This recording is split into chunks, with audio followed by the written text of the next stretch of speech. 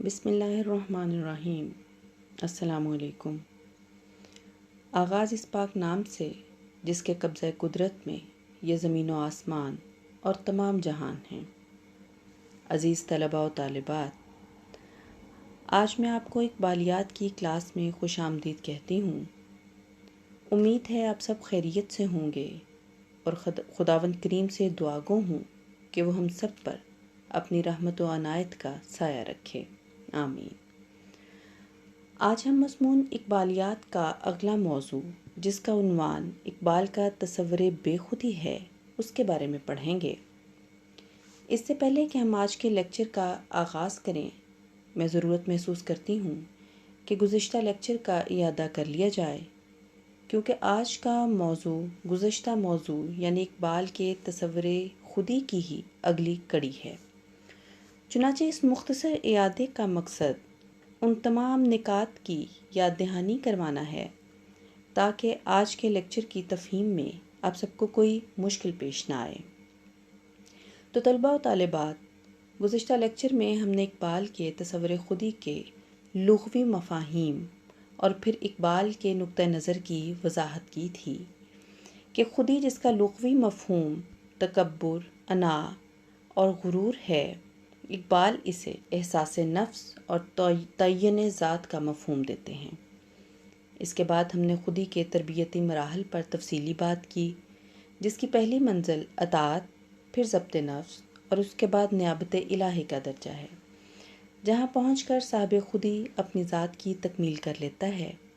پھر ہم نے جانا کہ استحکام خودی کے مراحل کون کون سے ہیں۔ یہ 5 عناصر یعنی عشق، فقر، مقاصد آفرینی، شجاعت و رواداری اور حصول رزق حلال مل کر خودی کو مضبوط کرتے ہیں۔ بالکل اسی طرح کچھ عناصر یعنی خوف، سوال اور غلامی خودی کے جذبے کو کمزور اور کم اثر بنا دیتے ہیں۔ چنانچہ اقبال کے نزدیک صاحب خودی کو ان عناصر سے بچ کر اس بلندی پر پہنچنا ہے جو مرد مومن کی شان ہے۔ اقبال مرد مومن کے بارے میں کہتے ہیں، مومن کے جہاں کی حد نہیں ہے، مومن کا مقام ہر کہیں ہے۔ اس کے بعد ہم نے عجمی تصوف کے بارے میں اقبال کے رد اور خودی کی ترغیب پر بات کرتے ہوئے اسرار خودی میں اقبال کے اس نظریے کی پیشکش کو منظم انداز میں سمجھنے کی بھی کوشش کی، جس کا مرکزی خیال یہ تھا کہ فرد کی خودی جس قدر مضبوط و مستحکم ہوگی، وہ ظاہر و باطن دونوں اعتبار سے اسی قدر توانا، باوقار اور سربلند ہوگا۔ مختصراً یہ کہ اقبال کے نزدیک خودی وہ راز ہے جسے پا کر مومن دنیاوی عظمت و شوکت کا بلند ترین مقام حاصل کر لیتا ہے۔ اس کے اسبات سے قوم کی حیات، اقتدار، عزت اور اقبال وابستہ ہیں۔ اقبال فرماتے ہیں، تیری زندگی اسی سے، تیری آبرو اسی سے، جو رہی خودی تو شاہی، نہ رہی تو روح سے آہی۔ عزیز طلباء طالبات، اس کے بعد ہم آج کے موضوع یعنی اقبال کے تصور بے خودی کی جانب آتے ہیں۔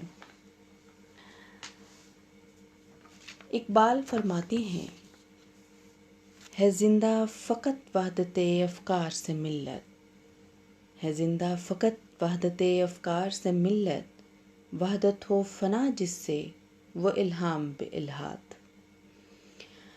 عزیز طلباء و طالبات، اقبال کا فلسفہ بے خودی اپنے موضوع اور مفہوم کے اعتبار سے وسیع دائرہ کار کا حامل ہے۔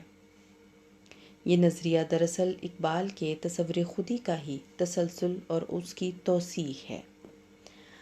اب اگر ہم لغات کی روشنی میں بے خودی کے مفاہیم کو دیکھیں تو کچھ مشترک مفاہیم ہمارے سامنے آتے ہیں۔ فیروز اللغات کے مطابق بے ہوشی از خود رفتگی، سرشاری، مستی، فرہنگ عامرہ کی روح سے بے ہوشی، بے خبری۔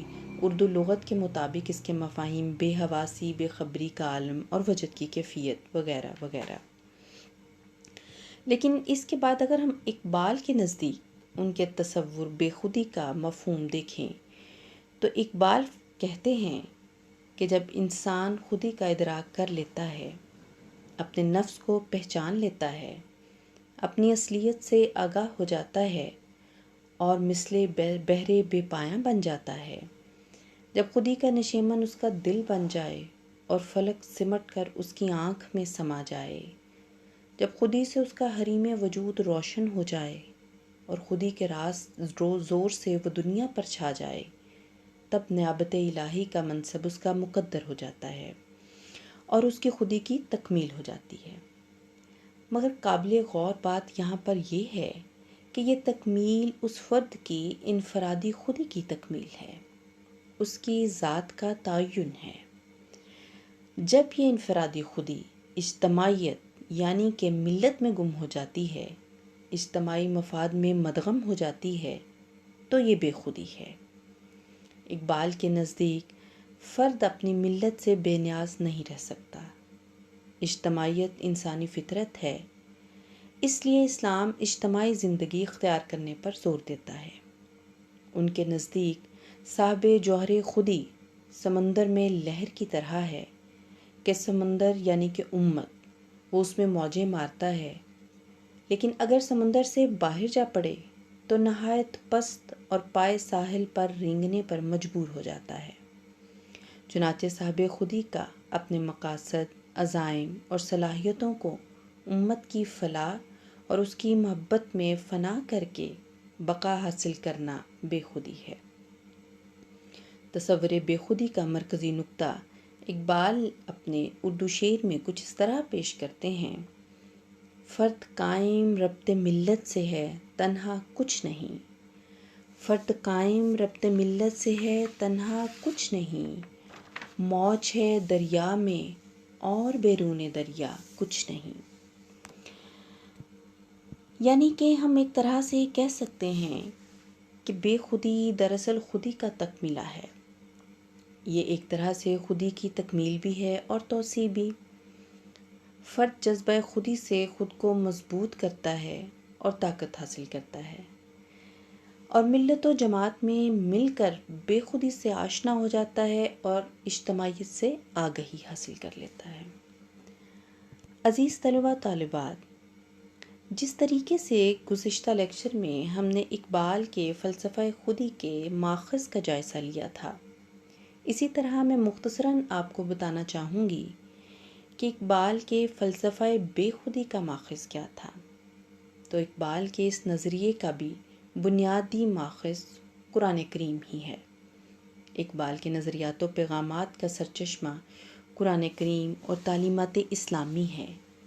اسی طرح اقبال کے اس فلسفے کے اساسی مضامین در حقیقت قرآن سے اخذ کیے گئے ہیں۔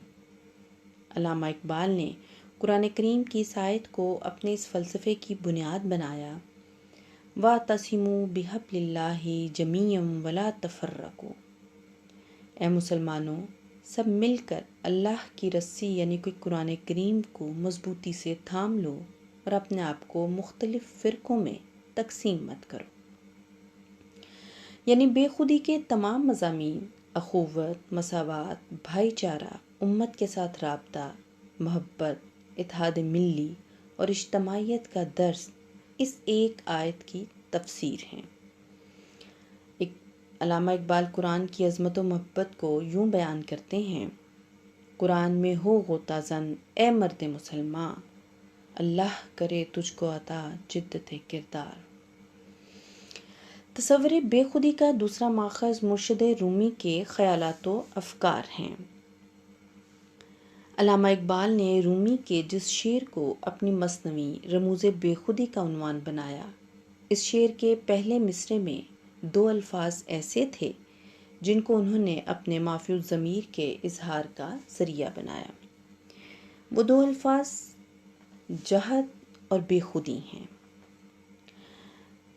مولانا رومی فرماتے ہیں: جہد کن در بے خودی خود رو بیاد، زودتر واللہ عالم بالصواب۔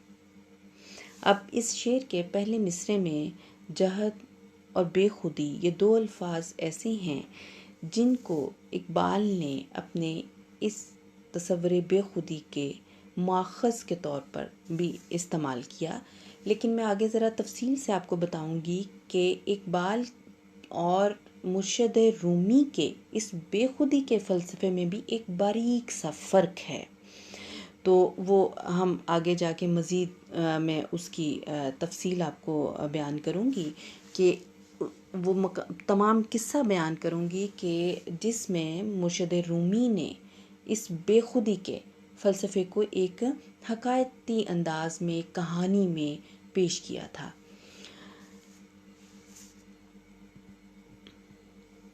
عزیز طلبہ و طالبات، اقبال نے بے خودی کے تصور کی تفصیلی شرح اپنی مثنوی رموز بے خودی میں کی ہے۔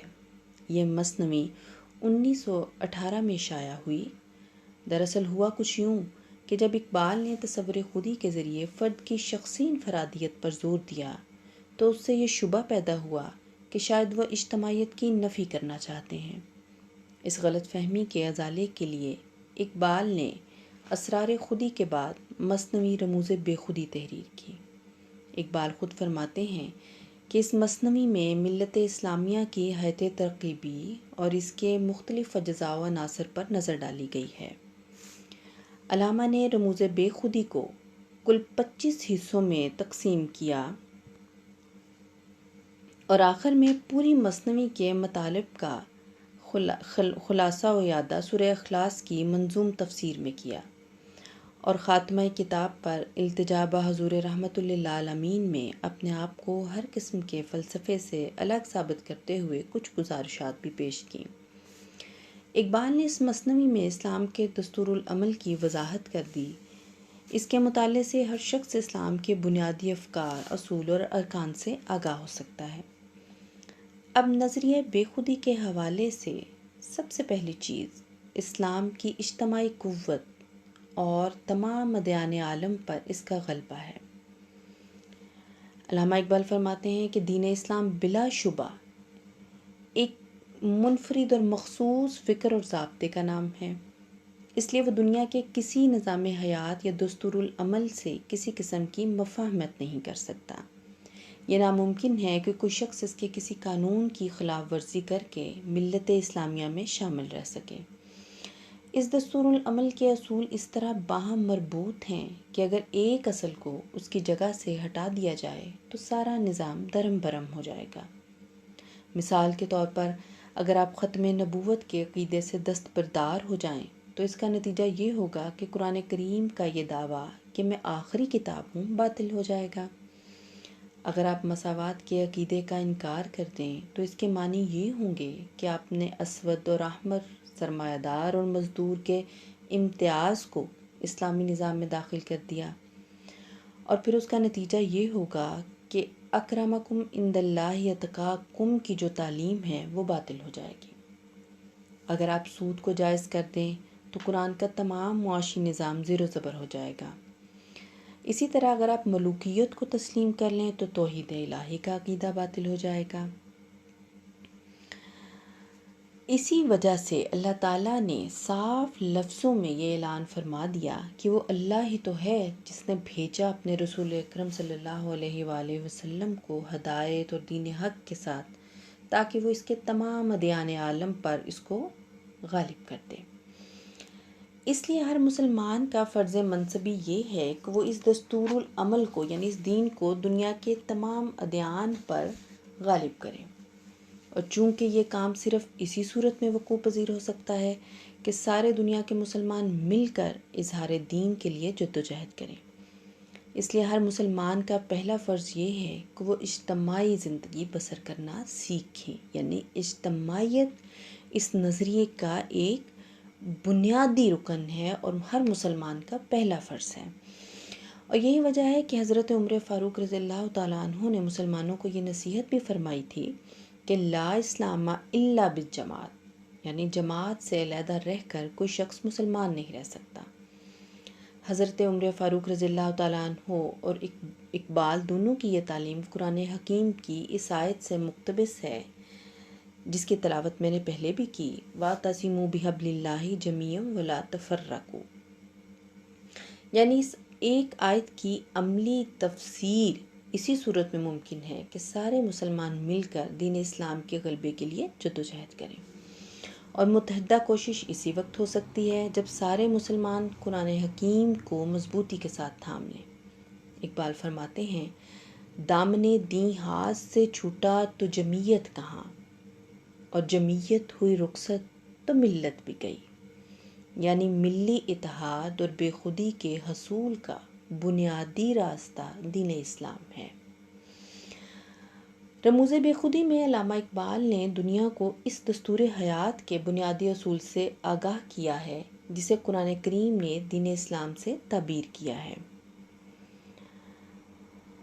اس تمام جو ایک طرح سے تفصیل ہے اس سے یہ ثابت ہوا کہ اسلام کے علاوہ اور کوئی دین اللہ تعالیٰ کی بارگاہ عالیہ میں قبول نہیں ہو سکتا۔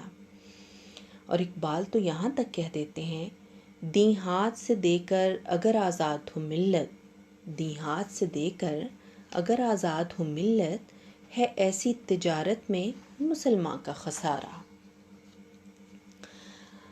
رموز بے خودی کا خلاصہ اگر ہم کہیں تو وہ ایک طرح سے یہ ہے کہ دین اسلام دیگر مذاہب کی طرح محض پوجا پاٹ کا نام نہیں ہے یا فرد کا پرائیویٹ معاملہ نہیں ہے، بلکہ وہ ایک حیات اجتماعیہ انسانیہ کا نام ہے۔ اس لیے کوئی مسلمان ملت سے جدا ہو کر اسلامی زندگی بسر نہیں کر سکتا، اور جب یہ ممکن نہیں تو وہ اپنی خودی کو بھی مرتبہ کمال تک نہیں پہنچا سکتا۔ عزیز طلباء و طالبات، جیسا کہ میں نے پہلے بھی ذکر کیا تھا کہ علامہ نے مرشد رومی کے ایک شعر کو اپنی کتاب کا عنوان بنایا تھا۔ یہ شعر مرشد رومی نے ایک شہزادے کی حقائق کے سلسلے میں لکھا تھا۔ قصہ در حقیقت یہ ہے کہ ایک جادوگرنی ایک شہزادے پر عاشق ہو گئی اور اپنے جادو کے زور سے شہزادے کو ایسا مسحور کیا کہ وہ اپنی دلہن کی طرف سے بالکل غافل ہو گیا اور اس بدصورت جادوگرنی کے دم کا دیوانہ ہو گیا۔ کچھ عرصہ کے بعد حسن اتفاق سے ایک ساحر کا اس شہر میں گزر ہوا۔ بادشاہ نے اس سے مدد کی درخواست کی، چنانچہ اس نے اس شہزادے کو اس جادوگرنی کے تصرف سے رہائی عطا کی۔ یہ حقائق بیان کرنے کے بعد مولانا کہتے ہیں کہ شہزادے سے مراد انسان ہے جو خلیفۃ اللہ ہے، اور جادوگرنی سے مراد یہ دنیا ہے جس کی محبت میں گرفتار ہو کر انسان اپنے محبوب حقیقی سے غافل ہو جاتا ہے۔ اور وہ ایک طرح سے اس حقائق سے اس شہزادے کو یہ سبق دیتے ہیں کہ وہ اپنے محبوب کو یعنی اللہ کو حاصل کر لے تو تمام پریشانیوں کا خاتمہ ہو جائے گا۔ تو اس میں یہ سبق ہے کہ پس تو مقام میں بے خودی حاصل کرنے کے لیے جدوجہد کر تاکہ تو اپنا مقصد حیات بھی حاصل کر سکے، یعنی اپنی خودی سے آگاہ ہو سکے۔ واضح ہو کہ مولانا کے یہاں اس وقت بے خودی سے مقام فنا یا وصال مراد ہے، یعنی جس طرح لوہا آگ میں پڑ کر اپنی ہستی کو فنا کر دیتا ہے تو اس کا نتیجہ یہ ہوتا ہے کہ اس میں آگ کے خواص پیدا ہو جاتے ہیں۔ اسی طرح جب سالک زندگی کے ہر شعبہ میں نفس امارہ کے بجائے اللہ کی مرضی پر عمل کرتا ہے تو کچھ عرصہ کے بعد نفس امارہ، اب یہاں میں تھوڑی صراحت کروں گی کہ نفس امارہ کا یہاں مطلب وہ نفس ہے جو انسان کو برائی پر آمادہ کرتا ہے، اس کو برائی کی جانب راغب کرتا ہے، تو نفس امارہ خود بخود فنا ہو جاتا ہے۔ بس یہی مقام فنا ہے، اور اسی کو مرشد رومی نے اپنی اصطلاح میں اور اس شعر میں بے خودی سے تعبیر کیا ہے۔ یعنی اگر تم اپنی جدوجہد سے مقام بے خودی حاصل کر لو تو اپنی حقیقت سے آگاہ ہو جاؤ گے اور خدا تعالیٰ کی معرفت حاصل کر لو گے۔ یہاں اب ایک باریک سا فرق ہے جس کو واضح کرنا بہت ضروری ہے، اور جس کے لیے میں نے یہ تمام حقائق اور سارا قصہ بہت تفصیل کے ساتھ آپ کے گوش گزار کیا۔ اقبال کے یہاں بے خودی سے مقام فنا مراد نہیں ہے، بلکہ بے خودی سے ان کی مراد ہے انسان کا انفرادیت کی منزل سے نکل کر اجتماعیت کی منزل میں آنا۔ یعنی اقبال نے رومی کے نشار سے یہ مطلب نکالا ہے کہ جب تک انسان انفرادیت کے دائرے میں محصور ہے وہ اپنی خودی کی مخفی صلاحیتوں سے آگاہ نہیں ہو سکتا اور نہ ان کو نقطہ کمال تک پہنچا سکتا ہے۔ یعنی کہ اقبال اپنے شعر میں فرماتے ہیں، وحدت کی حفاظت نہیں بے قوت بازو، آتی نہیں کچھ کام یہاں عقل خدا داد۔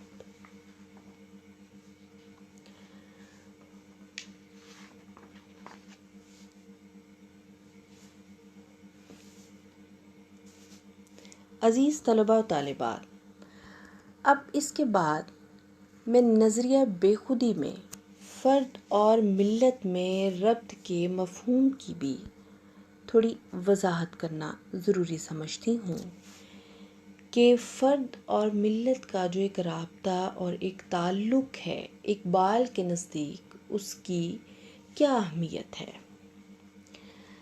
تو بعض حکماء کا یہ خیال ہے کہ یہ دونوں ایک دوسرے کی ضد ہیں، یعنی فرد اور ملت ایک دوسرے کی ضد ہیں اور اسی لیے ایک کی ترقی دوسرے کے تنزل کا باعث ہے، لیکن اقبال اس نظریے کے مخالف ہیں۔ ان کی رائے میں فرد اور جماعت دونوں آپس میں مربوط ہیں اور ایک دوسرے کی ترقی کا باعث بنتے ہیں۔ چنانچہ انہوں نے اپنی تمہید میں اسی نظریے کی وضاحت بھی کی۔ ان کی وضاحت کا خلاصہ یہ ہے کہ دونوں میں تضاد نہیں ہے بلکہ کامل ہم آہنگی ہے، یعنی جماعت کی بہبود افراد کی بہبود سے جدا کرنا کوئی شے نہیں۔ اب بعض حکماء کا خیال یہ ہے کہ افراد اور جماعت میں تضاد تو نہیں ہے لیکن جماعت کو فرد پر تفوق حاصل ہے۔ بعض اس کے برعکس فرد کو جماعت پر فضیلت دیتے ہیں، لیکن اقبال کہتے ہیں کہ یہ دونوں نظریے غلط ہیں۔ حقیقت یہ ہے کہ فرد اور جماعت دونوں ہم پلہ ہیں اور ایک دوسرے کے لیے آئینہ ہیں۔ اقبال کا نظریہ یہ ہے کہ ہر فرد کی ذات میں انفرادیت اور اجتماعیت کے عناصر اس طرح پیوستہ ہوتے ہیں کہ انہیں جدا نہیں کیا جا سکتا۔ اسی لیے ہر فرد میں شخصیت کے ان دونوں پہلوؤں کی طرف طبعی میلان بھی پایا جاتا ہے اور اس کی خودی کی تکمیل کے لیے ان دونوں کی آبیاری لازمی ہے۔ یہی وجہ ہے کہ انہوں نے اسرار خودی کے بعد رموز بے خودی لکھی۔ چنانچہ ہم اگر فرد اور ملت کے ربط میں اقبال کی تعلیم کو نکات کی صورت میں دیکھیں تو وہ کچھ یوں ہے۔ نمبر 1، جماعت کے بغیر فرد اپنی شخصیت کی تکمیل نہیں کر سکتا۔ نمبر 2، افراد کے بغیر جماعت کا وجود متحقق نہیں ہو سکتا۔ نمبر 3، بڑا آدمی وہ نہیں جو جماعت سے الگ رہ کر زندگی بسر کرے بلکہ بڑا آدمی وہ ہے جو اپنی جماعت کے ساتھ ہم آہنگی اور مطابقت پیدا کرے۔ عزیز طلباء و طالبات، فرد اور ملت کے اس ربط کی تفہیم کے بعد میں ضروری محسوس کرتی ہوں کہ فرد کے جماعت کے ساتھ ایک مشترک رشتے سے اور منسلک رہنے سے جو فوائد حاصل ہوتے ہیں ان کے بارے میں بھی اختصار سے میں آپ کو بتا سکوں۔ تو فرد اور جماعت کا ایک دوسرے کے ساتھ مشترک رشتہ جو ہے اس کا پہلا فائدہ یہ ہے کہ فرد میں مشاہدے کی قوت اور جذبات کی شدت میں اضافہ ہو جاتا ہے اور ارادے میں حرکت پیدا ہو جاتی ہے۔ اقبال فرماتے ہیں، فرد رو ربط جماعت رحمت است، جوہر او را کمال از ملت اوست۔ تو توانی با جماعت یار باش، رونق ہنگامۂ احرار باش۔ اب اقبال نے پہلے شعر کے پہلے مصرعے میں فرد کے لیے جماعت سے وابستگی کو رحمت قرار دیا۔ یہ لفظ نہ تو عاشقانہ ہے اور نہ فلسفیانہ بلکہ خالص اسلامی بلکہ قرآنی ہے۔ اقبال نے یہ لفظ قرآن مجید کی اس آیت سے اخذ کیا ہے، اور جو لوگ آپ کی جماعت میں شامل ہیں وہ کافروں کے حق میں بہت سخت ہیں لیکن آپس میں ایک دوسرے پر بہت شفیق اور مہربان ہیں۔ اقبال اس چیز کو اپنے ایک اردو شعر میں اس کی تشریح اور تفسیر کچھ یوں کرتے ہیں، ہو حلقۂ یاراں تو بریشم کی طرح نرم، رسم حق کو باطل ہو تو فولاد ہے مومن۔ اقبال کہتے ہیں کہ جب فرد اپنا رابطہ ملت سے استوار کر لیتا ہے تو کمال کی کئی راہیں اس پر کشادہ ہو جاتی ہیں، یعنی حصول کمال اسی رابطہ پر موقوف ہے۔ اقبال نے دوسرے شعر میں حصول کمال کا طریقہ بیان کیا ہے کہ جہاں تک تم سے ممکن ہو سکے اجتماعی زندگی بسر کرو، جماعت کے ساتھ رہو۔ اب دوسرے شعر میں یار کا معنی ہے مددگار اور احرار سے مراد ہے مسلمان، کیونکہ قرآن کی روح سے مسلمان دنیا میں کسی کا غلام نہیں ہو سکتا۔ علامہ اقبال نے انہی دو اشعار میں اپنے نظریے یعنی بے خودی کے نظریے کی مکمل تشریح بھی کر دی ہے۔ بات صرف اتنی ہے کہ فرد کا جماعت سے مربوط اور پیوستہ رہنا اس کے حق میں باعث رحمت ہے، کیونکہ اس کی خودی کی تکمیل اجتماعی زندگی بسر کرنے ہی سے ہو سکتی ہے۔ اجتماعی زندگی کی بدولت اس کی خودی کی مخفی صلاحیتیں بھی سامنے آتی ہیں۔ اب ہم دیکھتے ہیں کہ فرد کا جماعت کے ساتھ تعلق قائم رکھنے میں دوسرا فائدہ کیا ہے۔ اقبال کہتے ہیں کہ فرد اور قوم یہ دونوں ایک دوسرے کے لیے آئینہ ہیں، جس کی بدولت وہ اپنی اپنی جگہ قائم ہیں۔ دوسری ان کی اجتماعی ہستی ہے جس میں وہ ایک دوسرے کے محتاج ہیں۔ آئینہ نہ ہو تو انسان اپنے آپ کو نہیں دیکھ سکتا، اور انسان نہ ہو تو آئینے کا وجود کس طرح متحقق ہو سکتا ہے۔ اس طرح قوم نہ ہو تو فرد اپنی قدر و قیمت کا تعین نہیں کر سکتا، اور افراد نہ ہوں تو قوم بھی وجود میں نہیں آ سکتی۔ اب تیسرا جو اہم فائدہ ہے، علامہ اقبال کہتے ہیں کہ ملت سے رابطے کی بدولت فرد کے دل میں ترقی کا جذبہ پیدا ہوتا ہے، اور ملت ہر وقت اس کے اعمال و افعال کا حساب کرتی رہتی ہے۔ یعنی کبھی اگر اس کا قلم جو ہے وہ صراط مستقیم سے ہٹ جائے، اس کا قدم ڈگمگا جائے تو ملت فوراً اس کو خبردار کر دیتی ہے، اور اس طرح وہ راہ راست پر آ جاتا ہے۔ چوتھا اہم فائدہ جو ہے وہ علامہ اقبال کے نزدیک اجتماعی زندگی کی بدولت فرد کی سیرت پختہ تر ہو جاتی ہے، بلکہ بعض اوقات وہ بذات خود ملت بن جاتا ہے، یعنی اس کی شخصیت میں پوری قوم کی طاقت پیدا ہو جاتی ہے۔ کہتے ہیں کہ فرد اگر تنہا زندگی بسر کرے تو وہ اپنے مقاصد حیات سے بیگانہ بلکہ اپنی خودی سے غافل ہو جائے گا، اور اس کی تمام خداداد قوتیں آشفتہ ہو جائیں گی، وہ ان سے خاطر خواہ فائدہ حاصل نہیں کر سکے گا۔ یہ قوم ہی ہے جو فرد کی زندگی میں ضبط پیدا کر دیتی ہے اور اسے قوانین کی اطاعت کا سبق پڑھاتی ہے، اور اس کی زندگی میں اعتدال کا رنگ پیدا کر دیتی ہے۔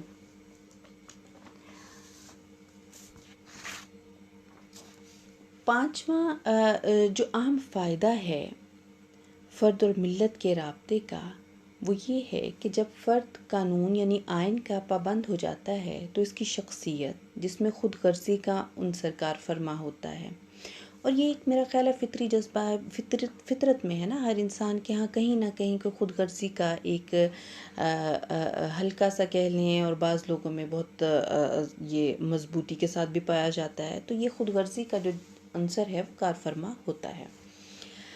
لیکن پابندی آئین کی بدولت یہ خود غرضی کا جذبہ ایک طرح سے ختم ہو جاتا ہے، اور وہ مسلمان ملت کے لیے فائدہ مند بن جاتا ہے، اور یہ خود غرضی ایک طرح سے دوسروں کے لیے فائدہ رساں بن جاتی ہے۔ جب ایک مسلمان شریعت کے حلقے میں آ جاتا ہے تو اس کا وجود دنیا والوں کے لیے مفید بن جاتا ہے۔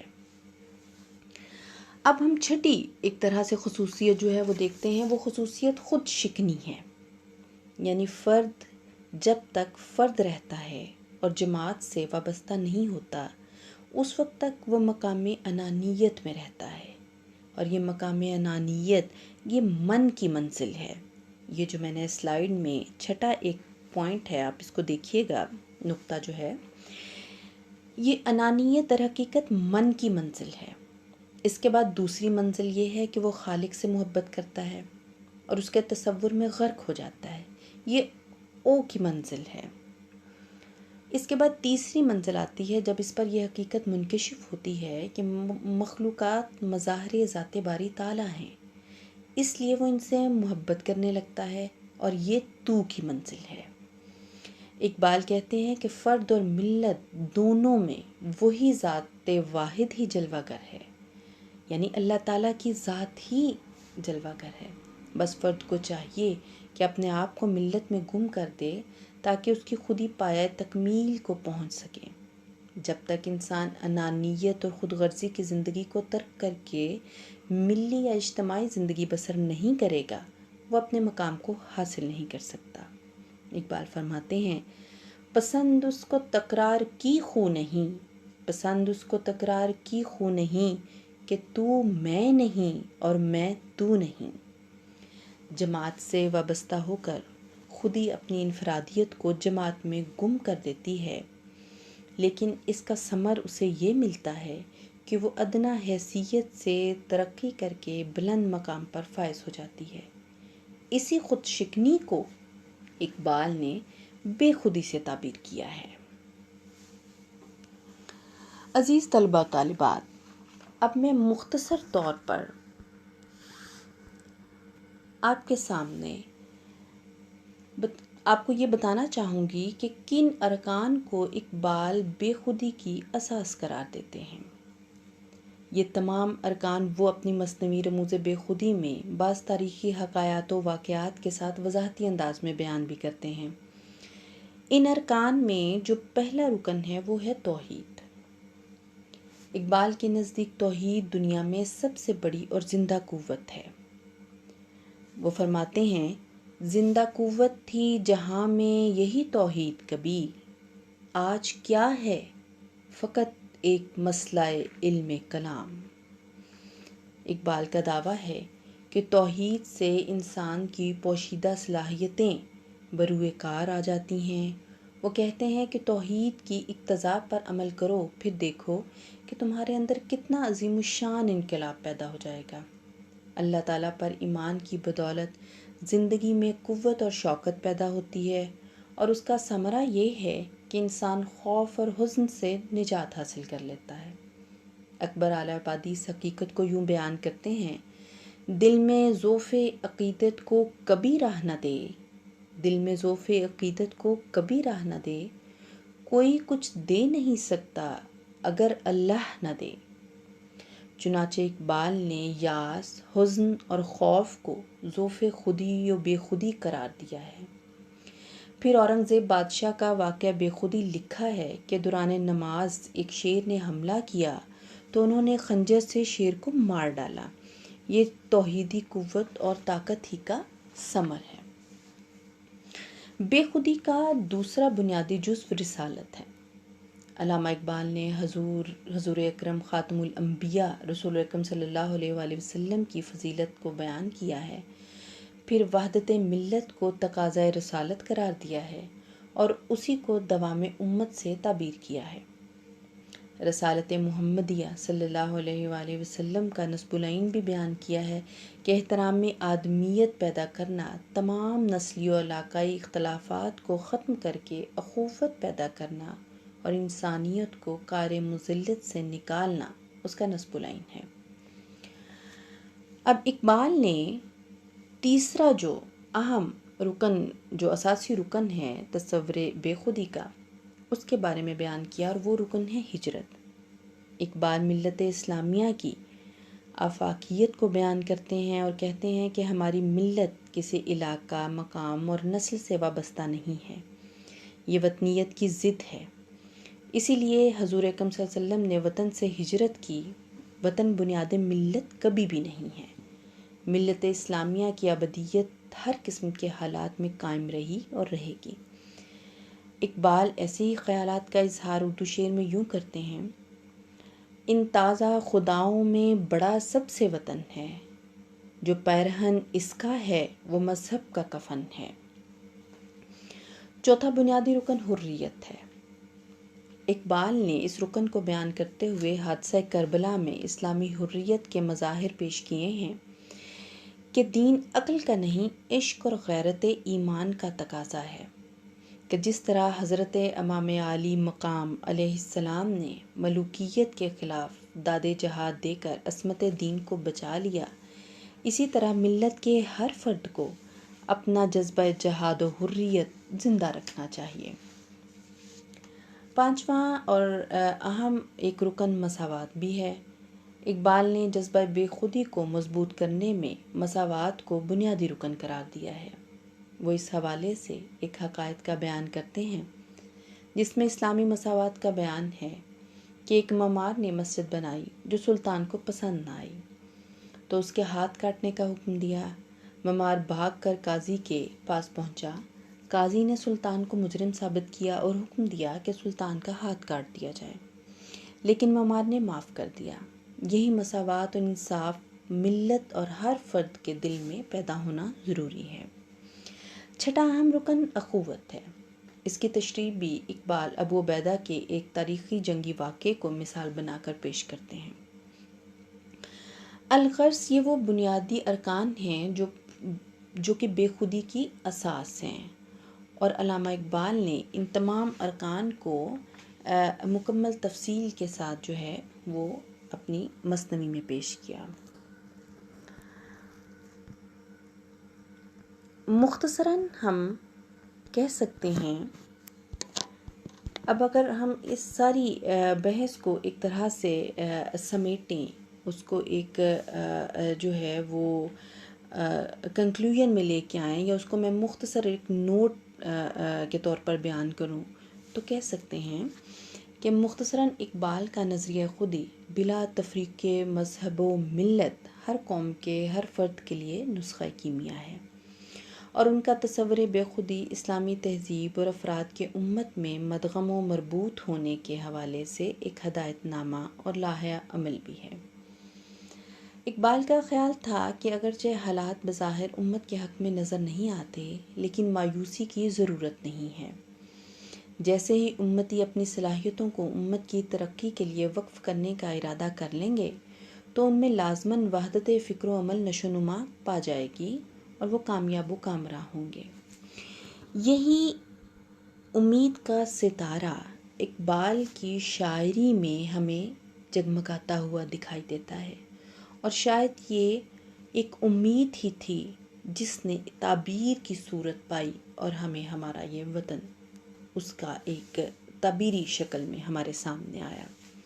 اقبال اپنی اس امید کو اپنے ایک شعر میں جو ہے وہ یوں بیان کرتے ہیں: نہیں ہے نا امید اقبال اپنی کشت ویراں سے، ذرا نم ہو تو یہ مٹی بہت زرخیز ہے ساقی۔ اور طلباء و طالبات، ہمیں اسی امید کو در حقیقت اپنے دلوں میں زندہ کرنا ہے۔